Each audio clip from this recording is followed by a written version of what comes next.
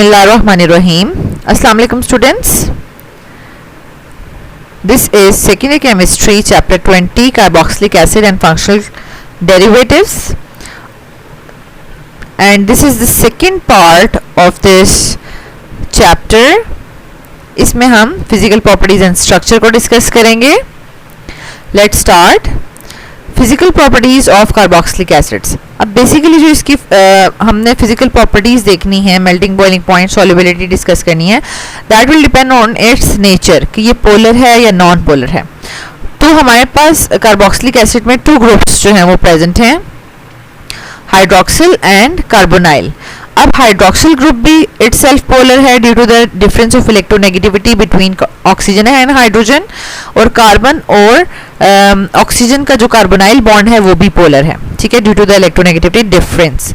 That's why इसमें हमारे पास कार्बोक्सिलिक एसिड्स में जो है वो टू टाइप्स की इंटरमॉलिक्यूलर फोर्सेस एग्जिस्ट कर सकती हैं, क्योंकि ये खुद पोलर है और इसके पास जो है वो हाईली इलेक्ट्रोनेगेटिव एटम और पार्शियल पॉजिटिव हाइड्रोजन भी प्रेजेंट है. तो ये हाइड्रोजन बॉन्डिंग भी शो कर सकता है, डायपोल फोर्सेस भी शो कर सकता है और हाइड्रोजन बॉन्डिंग भी. लेकिन हाइड्रोजन बॉन्डिंग की जो इंटरमॉलिक्यूलर फोर्सेस हैं वो डोमिनेंट हैं. दैट्स व्हाई हम यहाँ पर क्या बता रहे हैं कि hydrogen bonding intermolecular forces are dominant between these molecules and they have high melting and boiling points compare to analogous alcohols. अब क्या वजह है स्टूडेंट्स के इसमें भी हमारे पास हाइड्रोजन बॉन्डिंग हो रही है, कार्बोक्सिलिक एसिड में भी और अल्कोहल्स में भी हो रही है, ठीक है, दोनों में हाइड्रोजन बॉन्डिंग हो रही है. तो इनका कार्बोक्सिलिक एसिड्स का जो है वो मेल्टिंग बॉइलिंग पॉइंट हाई क्यों है, क्या रीजन है? अगर हम इनका स्ट्रक्चर देखें तो हमारे पास ये जो कार्बोक्सिलिक एसिड्स हैं, तो कार्बोक्सिलिक एसिड्स के जो टू मॉलिक्यूल्स हैं उनके दरमियान में टू हाइड्रोजन बॉन्ड्स एग्जिस्ट कर रहे हैं, ठीक है, ये हमें नजर आ रहा है. और ये डाइमर बना रहा है. क्या बना रहा है? Dimer, two units. Di means two और मर मीन यूनिट्स. तो ये हमारे पास कार्बोक्सिलिक एसिड के जो मॉलिक्यूल्स हैं वो डाइमर्स की फॉर्म में एग्जिस्ट करते हैं and they have two hydrogen bonds with the neighbouring molecule. लेकिन जो है वो अल्कोहल्स में हमें नजर आ रहा है कि वो एक मॉलिक्यूल नेबरिंग मॉलिक्यूल के साथ जस्ट वन हाइड्रोजन बॉन्ड के साथ अटैच है, ठीक है, यानी ये एक मॉलिक्यूल है, ये एक मॉलिक्यूल और दरमियान में हमें एक हाइड्रोजन बॉन्डिंग जो है वो शो हो रही है. तो due to extensive hydrogen bonding due to the formation of dimer in carboxylic acid, इनके मेल्टिंग बॉइलिंग पॉइंट्स जो हैं वो बहुत ज़्यादा हाई होते हैं, ठीक है, as compare to alcohols. Next point है हमारे पास high solubility in water due to hydrogen bonding. अब देखें, अब जैसे अल्कोहल्स भी अगर सॉल्युबिलिटी शो कर रहे हैं वाटर में और एल्डिहाइड्स भी अगर शो कर रहे हैं तो वो हाइड्रोजन बॉन्डिंग की वजह से शो कर रहे हैं, ठीक है, इनकी भी सॉल्युबिलिटी जो है वो वाटर में ड्यू टू हाइड्रोजन बॉन्डिंग होती है.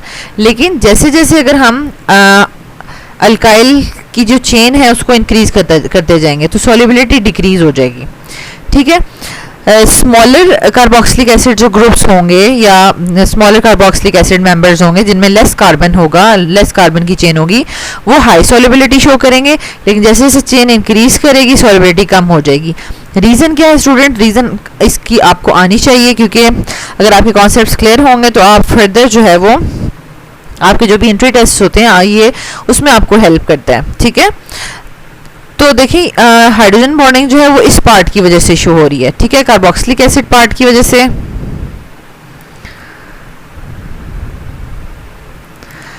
तो स्टूडेंट्स जो हाइड्रोजन बॉन्डिंग शो हो रही है वो हमें कार्बोक्सिलिक एसिड पार्ट की वजह से शो हो रही है, ठीक है. और ये जो साथ हमारे पास अल्काइल चेन है ये नॉन पोलर होती है, ठीक है. तो नॉन पोलर जो है जितना पार्ट इंक्रीज होता जाएगा सॉल्युबिलिटी वाटर में क्या होती जाएगी? डिक्रीज, क्योंकि वाटर पोलर है और ये अल्काइल चेन्स नॉन पोलर हैं. तो जितना ज़्यादा चेन इंक्रीज करेगी तो उसकी सॉल्युबिलिटी जो है वो वाटर में कम होती जाएगी, ओके. एंड लास्ट में हमारे पास इसकी स्टेट्स के बारे में पॉइंट है कि कार्बोक्सिलिक एसिड्स जो हैं वो लिक्विड स्टेट में भी एग्जिस्ट करते हैं अगर उनकी एलिफैटिक एसिड्स हैं, मीन्स के कार्बन हाइड्रोजन की ओपन चेन्स हैं तो वो लिक्विड स्टेट में एग्जिस्ट करती हैं, और अगर एरोमेटिक एसिड्स हैं तो वो सॉलिड में एग्जिस्ट करेंगे। तो अब इनका क्या रीज़न हो सकती है कि एरोमेटिक जो एसिड्स हैं उनके दरम्यान में कौन सी फोर्सेस हैं इतनी स्ट्रॉन्ग कि जिसकी वजह से ये जो है वो सॉलिड में एग्जिस्ट करते हैं। तो यहाँ पर स्टूडेंट्स नोट डाउन कर लें कि अगर हमारे पास कोई अल्काइल की चेन अटैच है और यहाँ पर हमारे पास रिंग ये एरोमेटिक रिंग अटैच है, तो ये एरोमेटिक रिंग बल्कि होने की वजह से ये नॉन पोलर होता है, ये भी नॉन पोलर होता है, ठीक है। ये अल्काइल चेन भी नॉन पोलर होती है, ये भी नॉन पोलर होता है, लेकिन ये बल्कि ग्रुप होने की वजह से ज़्यादा लंडन डिस्पर्शन फोर्सेस क्रिएट करता है as compare to alkyl chain, ठीक है। तो एक तो हाइड्रोजन बॉन्डिंग तो हो ही रही थी, साथ अगर स्ट्रॉन्गर लंडन डिस्पर्शन फोर्सेस भी चेन्स के दरमियान में क्रिएट हो जाती हैं, ठीक है। तो ये क्या करता है कि बहुत ज़्यादा टाइटली जो है वो उनको बाउंड कर देता है, मॉलिक्यूल्स को बाउंड कर देता है, जिसकी वजह से ये एरोमेटिक एसिड्स जो हैं वो सॉलिड में एग्जिस्ट करते हैं, ओके। तो ये थी कुछ प्रॉपर्टीज़ कार्बोक्सिलिक एसिड्स की जो कि कॉन्सेप्ट क्लियर करने के लिए बहुत ज़्यादा इंपॉर्टेंट होती हैं, हमें इनके कॉन्सेप्ट्स आने चाहिए। नेक्स्ट है हमारे पास स्ट्रक्चर ऑफ कार्बोक्सिलिक एसिड्स। अगर हम इसके स्ट्रक्चर को देखें स्टूडेंट्स तो इसका जो कार्बोक्साइल ग्रुप का कार्बन है, कार्बोक्साइल ग्रुप का जो कार्बन है हमारे पास स्टूडेंट्स, इसमें कौन सी हाइब्रिडाइजेशन हो रही है, तो हम इसकी हाइब्रिडाइजेशन चेक कर लेते हैं। इस कार्बन के सराउंडिंग एटम्स जो हैं वो 3 सराउंडिंग एटम्स हैं और इस कार्बन के ऊपर कोई लॉन पेयर भी नहीं है। तो सराउंडिंग एटम्स अगर 3 हैं और लॉन पेयर कोई नहीं है तो टोटल हमारे पास 3 हाइब्रिड ऑर्बिटल्स जो हैं वो रिक्वायर होते हैं इसकी हाइब्रिडाइजेशन के लिए, और 3 हाइब्रिड ऑर्बिटल्स किससे आते हैं, 1s और 2p से आते हैं, ठीक है। तो sp2 हाइब्रिडाइजेशन होगी इस कार्बन में, और जिसकी वजह से देखें sp2 हाइब्रिडाइजेशन जब होती है 3 जो है वो हाइब्रिड ऑर्बिटल्स बनते हैं, तो वो आपस में एक दूसरे को मैक्सिमम डिस्टेंस पर अरेंज करेंगे, तो इनका एंगल आपस में जो है वो 120 का होगा, ठीक है। स्ट्रक्चर में एक चीज़ ये बताई हुई है, ये एंगल जो है वो 120 के हैं, और ये कार्बोक्सिलिक एसिड का मॉलिक्यूल जो है वो प्लेनर मॉलिक्यूल भी है, और ये आपस में हाइड्रोक्सिल का ऑक्सीजन जब इलेक्ट्रॉन्स डोनेट करता है अपने लॉन पेयर्स टू कार्बन, और कार्बन और ऑक्सीजन का पाई बॉन्ड ब्रेक करता है, तो ये रेजोनेंस हो रही है, ठीक है। तो इस रेजोनेंस ये आपस में रेजोनेंस भी शो कर सकते हैं और प्लेनर मॉलिक्यूल जो है वो बनाते हैं। तो ये था कुछ स्ट्रक्चर के बारे में। Now we will discuss the acidity of carboxylic acids, जो कि बहुत ज़्यादा इंपॉर्टेंट टॉपिक है, इससे कंसेप्चुअल क्वेश्चन 3 मार्क्स का बनाया जा सकता है। Let's see the acidity of carboxylic acids. तो कार्बोक्सिलिक एसिड्स जो हमारे पास हैं, अगर हम जर्नल ऑर्गेनिक कंपाउंड्स को कंसीडर करें, जैसा कि हम कहते हैं, हमने पीछे फंक्शनल ग्रुप्स भी पढ़े हैं कि हमारे पास जो टर्मिनल अल्काइंस थे, ठीक है, वो भी स्लाइटली एसिडिक बिहेव करते थे, ठीक है। अल्कोहल्स भी हमने देखा कि वो भी कुछ अपना प्रोटॉन डोनेट करते हैं, ठीक है, और स्लाइटली एसिडिक बिहेव करते हैं, और ये कार्बोक्सिलिक एसिड्स भी होते हैं, ठीक है। तो ये इन तमाम ऑर्गेनिक कंपाउंड्स में जो है वो मोस्ट एसिडिक फंक्शनल ग्रुप है कार्बोक्सिलिक एसिड का, ठीक है। लेकिन अगर हम इनको कंपेयर करें विद इनऑर्गेनिक एसिड्स तो फिर तो ये वीक एसिड्स होते हैं, but they are weak acids compare to inorganic acids like HCl and sulphuric acid. अब रीज़न भी स्टूडेंट्स देख लें कि ये इनऑर्गेनिक एसिड्स से वीक क्यों होते हैं, क्योंकि इनके साथ जो है वो अल्काइल चेन्स अटैच हैं, ठीक है। अब अल्काइल चेन्स क्या करती हैं, अब जब ये एसिड बिहेव करेगा तो देखें एसिड कैसे बिहेव करेगा कि इसने ऑक्सीजन और हाइड्रोजन ने जो शेयर्ड इलेक्ट्रॉन पेयर आपस में शेयर किया हुआ है, वो पूरा का पूरा शेयर्ड इलेक्ट्रॉन पेयर कौन ले ले, ऑक्सीजन ले ले, और हाइड्रोजन को in the form of H positive जो है वो सिस्टम में रिलीज कर दे, तो ये एसिड बिहेव करेगा। लेकिन अगर आपके पास ये जो अल्काइल चेन्स हैं ये भी ऑलरेडी इलेक्ट्रॉन्स डोनर एक्ट कर रही हैं और इलेक्ट्रॉन्स डोनेट कर रही हैं कार्बन को, और कार्बन फर्दर जो है वो ऑक्सीजन को, तो ऑक्सीजन इजीली ये वाला जो शेयर्ड इलेक्ट्रॉन पेयर है ये नहीं ले सकता और अच्छा एसिड जो है वो नहीं बनता, ठीक है। मींस कि बहुत कम आयनाइज होगा, ठीक है, due to this reason. Due to alkyl chains having weakly electron donating inductive effect. जो ऑर्गेनिक एसिड्स होते हैं वो फुली आयनाइज नहीं होते, लेकिन जो हमारे पास HCl है, सल्फ्यूरिक एसिड है, नाइट्रिक एसिड है, तमाम इनऑर्गेनिक एसिड्स फुली आयनाइज होते हैं और मैक्सिमम जो है वो प्रोटॉन्स डोनेट करके स्ट्रॉन्गर एसिड्स जो हैं वो बिहेव करते हैं। ओके, अब यहाँ तो हमने देख लिया कि कार्बोक्सिलिक एसिड्स जो हैं वो और उनकी एसिडिटी देख ली कि इनऑर्गेनिक से वो कम एसिडिक हैं, लेकिन बाकी तमाम ऑर्गेनिक कंपाउंड से ज़्यादा एसिडिक हैं। लेकिन अब इनकी एसिडिटी को अफेक्ट कैसे किया जा सकता है?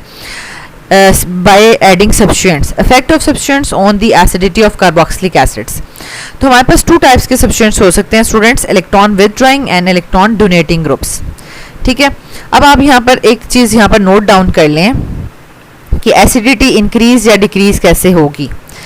ठीक है, अब हमारे पास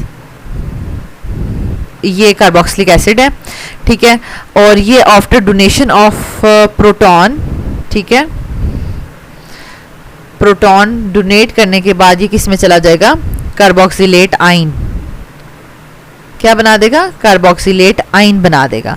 तो ये जो कार्बोक्सिलेट आयन है इसके ऑक्सीजन के ऊपर नेगेटिव चार्ज है। ठीक है, अब हमने देखना है कि इसके साथ जो अटैच्ड ग्रुप्स हैं, अगर तो वो इलेक्ट्रॉन डोनेट कर रहे हैं तो वो इस नेगेटिव ऑक्सीजन को और ज़्यादा इलेक्ट्रॉन्स प्रोवाइड कर रहे हैं और इसको अनस्टेबल कर रहे हैं। ठीक है, और ये फिर लेस एसिडिक बिहेव करेगा। ठीक है, लेकिन अगर इसके साथ कुछ ऐसे ग्रुप्स अटैच हैं जो कि इलेक्ट्रॉन्स को विदड्रॉ कर रहे हैं, तो इसका मतलब है कि वो इस कार्बोक्सिलेट आयन का जो ऑक्सीजन है उसकी भी चार्ज डेंसिटी को डिक्रीज कर रहे हैं और इसको स्टेबल कर रहे हैं। क्योंकि देखिए आयनिक फॉर्म में कोई भी स्पीशीज स्टेबल नहीं होती, तो कोई जब इससे नेगेटिव चार्ज लेगा तो ये जो है वो स्टेबल फील करेगा। ठीक है, तो इलेक्ट्रॉन विदड्रॉइंग ग्रुप्स जो हैं वो कार्बोक्सिलेट आयन को मोर स्टेबल बनाते हैं और इस तरह के इलेक्ट्रॉन विदड्रॉइंग ग्रुप से अटैच होंगे तो कार्बोक्सिलिक एसिड मोर एसिडिक जो है वो स्ट्रेंथ शो करेगा। अब इसको आपने लिखना कैसे स्टूडेंट्स, वो नोट डाउन कर लें। Electron withdrawing groups increase the acidity of carboxylic acids. ठीक है, पहले तो आपने ये बात बता दी, अब आप इसको एक्सप्लेन कैसे करेंगे? Due to the electron withdrawing groups, electrons will move away from oxygen atom of carboxylate ion, so decrease in charge density will make carboxylate ion more stable and it is likely to bond with and it is less likely to bond with hydrogen ions. Means वो जब stable feel करेगा तो वो दोबारा से hydrogen के साथ bond बनाने की कोशिश नहीं करेगा। ठीक है, और ये जो है वो आपने यहाँ पर ये स्ट्रक्चर भी ड्रॉ करनी है कि carboxylic acid after donation of proton carboxylate ion बना रहा है। ठीक है, ये मस्ट आपने ड्रॉ करना है। नेक्स्ट आपने इसकी एग्जांपल्स जो हैं वो बतानी है कि इलेक्ट्रॉन विदड्रॉइंग ग्रुप्स कौन कौन से हो सकते हैं। क्लोरीन ग्रुप हो सकता है, क्लोरो फ्लोरो नाइट्रो ग्रुप। ठीक है, ये अगर अटैच होंगे तो ये इलेक्ट्रॉन विदड्रॉइंग ग्रुप एक्ट करेंगे। ठीक है, जैसे कि यहाँ पे लिखा हुआ है कि chloro acetic acid, chloro acetic acid, chloro acetic acid is stronger acid than simple acetic acid। ठीक है, अब क्या होता है कि इनमें जो क्लोरो एसिटिक एसिड या सिंपल एसिटिक एसिड है आफ्टर डोनेशन ऑफ प्रोटॉन जो है वो जब कार्बोक्सिलेट आयंस बनाएंगे, ठीक है, तो ये कार्बोक्सिलेट आयंस का जो नेगेटिव चार्ज है, अब क्लोरीन हाईली इलेक्ट्रोनेगेटिव होने की वजह से इलेक्ट्रॉन्स को क्या करेगा? विदड्रॉ करेगा, making this carboxylate ion more stable, और ये जो है वो अच्छा एसिड बिहेव करेगा। ठीक है, और एसिटिक एसिड में ऐसा नहीं है। ठीक हो गया। और स्टूडेंट्स यहाँ पर एक और चीज़ नोट डाउन कर लें। अब आपके पास यहाँ पर एक क्लैश आ रहा है। अगर आपको 16 चैप्टर याद है बेंजीन वाला, ठीक है, तो उसमें आपने क्या किया था? ऑर्थोपैरा एंड मेटा डायरेक्टर्स के ग्रुप्स बनाए थे। तो उसमें आपने क्लोरो को उसमें किस में रखा था? Ortho para directors. और ऑर्थोपैरा डायरेक्टर्स कौन होते हैं? इलेक्ट्रॉन डोनेटिंग ग्रुप्स होते हैं। ठीक है, जो कि इलेक्ट्रॉन्स बेंजीन रिंग को डोनेट करते हैं। तो यहाँ पर ये क्लैश है, इस चीज़ को नोट डाउन कर लें कि chlorine is an electron withdrawing group. ठीक है, जैसा कि हमने इसी टॉपिक में बोला है ठीक है, ये एक इलेक्ट्रॉन विदड्रॉइंग ग्रुप एक्ट कर रहा है due to high electronegativity and it acts as ortho para but it acts as orthopara director in electrophilic substitution reactions of benzene. अब रीजन क्या है इसकी, ठीक है, क्यों ऐसा होता है कि वहां पर ये जो है वो इलेक्ट्रॉन डोनेट करने लग जाता है, इसको जरा क्लियर कर लें। अब ये दो सिचुएशंस हैं स्टूडेंट्स हमारे पास कि ये एक क्लोरो एसिड है, ठीक है, कार्बोक्सिलिक एसिड है, क्लोरो एसिटिक एसिड, ठीक है, और ये देखें आफ्टर डोनेशन ऑफ प्रोटॉन ये एसिटेट कार्बोक्सिलेट आयन में कन्वर्ट हो गया है। अब क्लोरीन यहाँ पर कर क्या रहा है, उसका काम क्या है, उसका काम है कि ये जो एक अनस्टेबिलिटी क्रिएट हो गई है, ठीक है, क्योंकि प्रोटॉन चला गया है और कार्बोक्सिलेट आयन के ऊपर नेगेटिव चार्ज आ गया। अब इस ऑक्सीजन ने हाइड्रोजन से इलेक्ट्रॉन ले तो लिया, लेकिन अब ये बड़ा अनस्टेबल फील कर रहा है, क्योंकि ये कह रहा है कि मेरे पास एक्स्ट्रा आ गया, मेरे पास चार्ज आ गया, ये चार्ज किसी तरह ख़त्म हो जाए, ठीक है। तो अब ये क्लोरो ग्रुप क्या करेगा, ड्यू टू हाई इलेक्ट्रोनेगेटिविटी ये इलेक्ट्रॉन्स को विदड्रॉ करने लग जाएगा और इसकी चार्ज डेंसिटी को कम करने की कोशिश करेगा। तो इसका मतलब है कि यहाँ पर ये अपनी इलेक्ट्रोनेगेटिविटी को यूज़ करते हुए स्टेबिलिटी क्रिएट कर रहा है, ठीक है।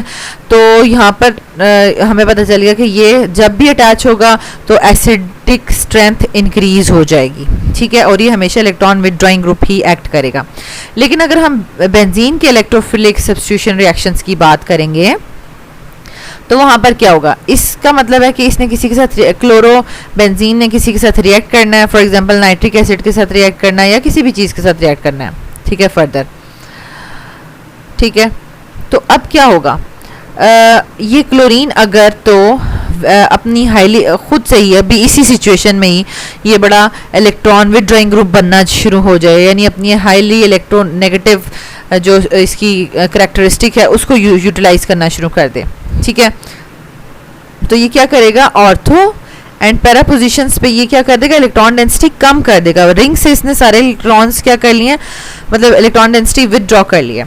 तो इसने तो यहाँ पर अनस्टेबिलिटी क्रिएट कर दी है, खुद ही क्रिएट कर दी है अपनी हाईली इलेक्ट्रोनेगेटिव नेचर की वजह से, इसने अनस्टेबिलिटी क्रिएट कर दी है।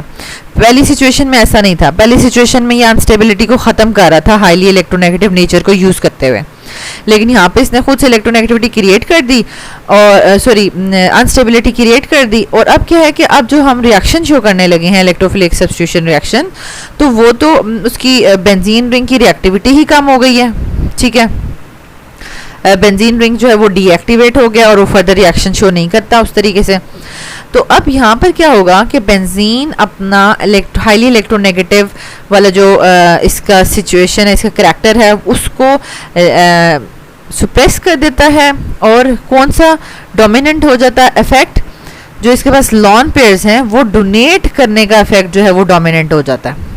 वो कहते हैं कि मतलब मैंने तो इलेक्ट्रोफिलिक सब्स्टिट्यूशंस को हेल्प करनी है अगर, तो मुझे रिंग को एक्टिवेट करना होगा, और रिंग को एक्टिवेट मैं तभी कर सकता हूँ जब मैं इलेक्ट्रॉन्स को डोनेट करूँगा और ऑर्थो एंड पैरा पोजिशंस पे इलेक्ट्रॉन चार्ज डेंसिटी को इंक्रीज करूँगा, और फिर जल्दी से जो भी सब्स्टिट्यूएंट्स हैं, रिएजेंट्स हैं, वो आकर रिएक्शन करेंगे और ऑर्थो एंड पैरा पोजिशन पे आकर अटैच हो जाएंगे, ठीक है। तो इस चीज़ को आपने याद रखना है कि इलेक्ट्रॉन्स जो है वो यहाँ से ये जब विदड्रॉ करके रेजोनेंस में आता है तो ये बेंजीन रिंग को एक्टिवेट कर देता है। सो इलेक्ट्रोफिलिक सब्स्टिट्यूशन रिएक्शंस में ये इलेक्ट्रॉन डोनेटिंग एक्ट करेगा, लेकिन बाकी सिचुएशंस में ये इलेक्ट्रॉन विदड्रॉइंग एक्ट करेगा।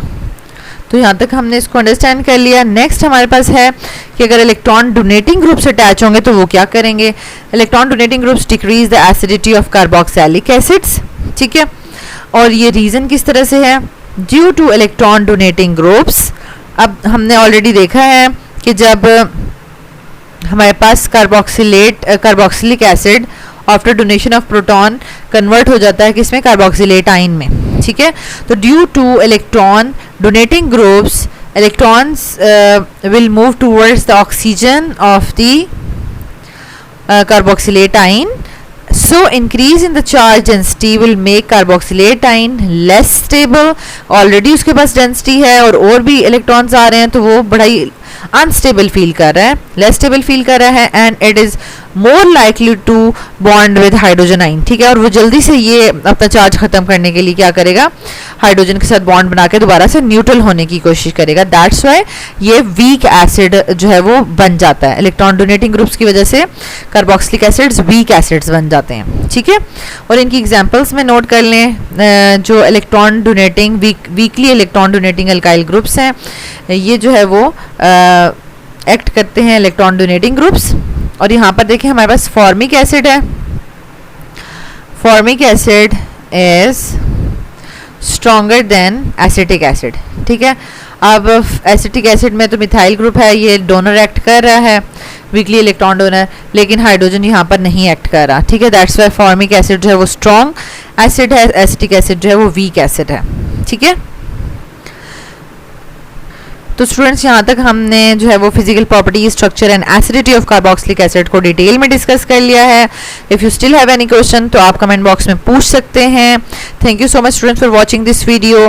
नेक्स्ट में हम जो है वो प्रिपरेशन ऑफ कार्बोक्सिलिक एसिड को डिस्कस करेंगे, and don't forget to share it with other students. Thank you.